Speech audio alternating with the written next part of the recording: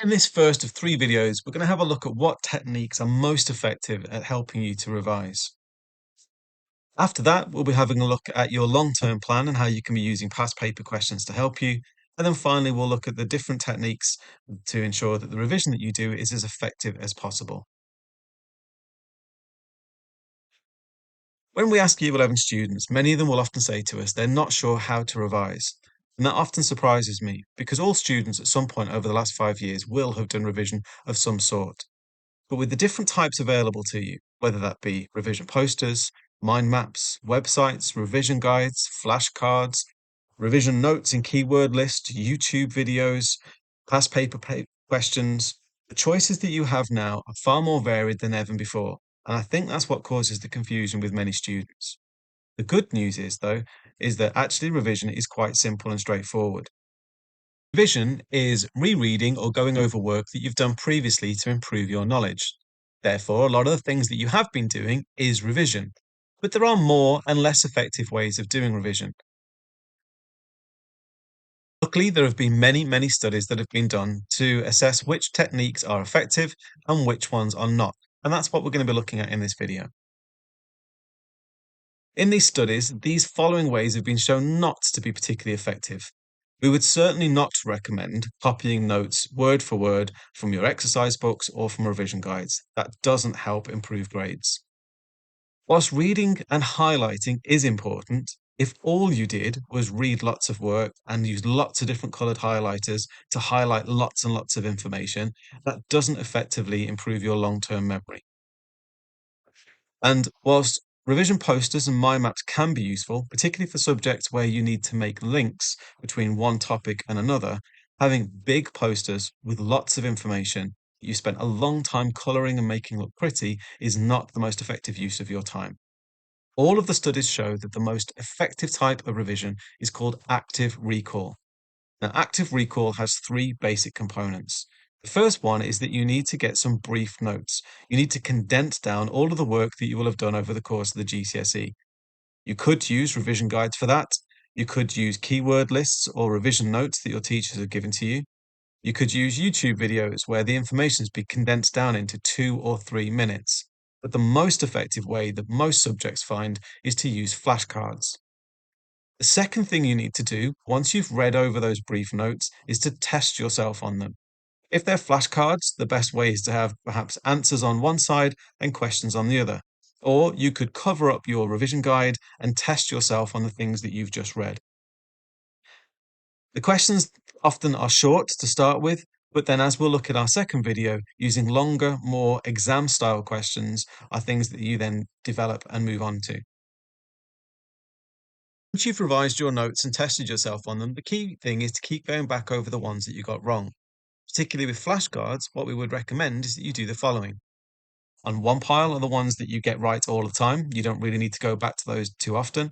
A middle pile where occasionally you make mistakes that you need to come back to.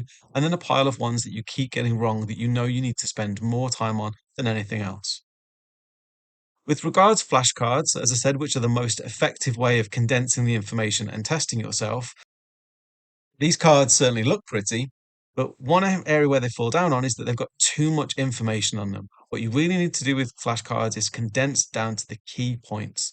And whilst they do look pretty, the argument would be that the amount of time that's been spent to make them look this way is not effective use of your time. You have a lot of information to revise and obviously limited amount of time with which to do it. So don't waste time making things look too pretty. These are the kind of things that you might want to think about. Very simple revision cards that have got questions on one side or diagrams without the labels, and then on the other side, all the information that you need. Very simple to test yourself on, check to see whether you got it right, and if you didn't, go over the key pieces of information. We're talking here about making sure that you have long-lasting impact of any revision that you do. When you look at a piece of information, that will go into a part of your brain that we refer to as short-term memory. It probably feels about 5, 10 minutes afterwards that you have mastered that and you've definitely revised it and got it all into your brain. But as the name implies, with short-term memory, that will fade. And a couple of days later, you might not find that you can remember the information. Good news is, the more you go over information and access short-term memory, the more links are built with an area of the brain that deals with long-term memory. Now, that might be patchy at first, so you might remember bits, but not other bits. But the more you go over the same key information, the more connections are built between your short term and long term, and the more powerful and long lasting that long term memory will be. There is so much information that you have to cover, and because you have to constantly go over retesting them, you have to make sure that you use your time wisely. And one thing I often tell students is to try and use their dead time or wasted time wherever possible. So if you walk to school or you get given a lift in the car and it takes you 15, 20 minutes to get to school and 15, 20 minutes back, why not spend some of that time going over the cards? Now, if you're walking and you can't physically hold them, you could at least be thinking about the things that you revised last night. Which bits did you get right? Which bits did you get wrong? It might be that you can listen to podcasts. BBC Bitesize or BBC Sounds has a whole range of podcasts available for all the different GCSE subjects. In this way, you could then find that you're doing 40 minutes to an hour's worth of revision without having to sit at a table at home after school, and you're just using time that otherwise would have been wasted. The key idea is that when you do your mock exams, it prepares for your summer exams. Some students will think about cramming the night or 2 nights before. The problem with that is that the vast majority of students will not be able to physically cram into their short-term memory all the information they need for their exam. Even if you are one of the very, very few exceptionally lucky people that can, odds are when you go to the summer, because it's a short-term memory, you have to do it all again. And not only do you have to cover the information from year 10, but you've got to add the year 11 in. And nobody's short-term memory is going to be able to contain sufficient information to get the grades that you are capable of getting. If, however, you do active recall, it means that during your mock exams, you will have built up your long-term memory. So when the summer exams come around, it will be much, much easier to recall the stuff that you've already done, polish them off a little bit, and add the new information in. So it makes the revision that you do later on in the year much, much easier.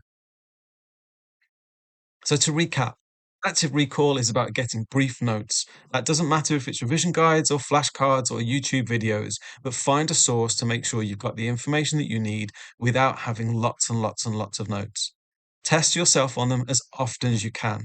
Cover them up, test them, put the questions on one side of a flashcard and the information on the other, and keep coming back to the ones that you get wrong. So that is very quickly how we would suggest you go about doing revision. So next time we ask, do you know how to revise? It should be that you've decided what technique works best for you and you've got those brief notes, brief information in place. In our next video, we'll have a look at how you can look at your long-term plan and start to use past exam papers as part of that.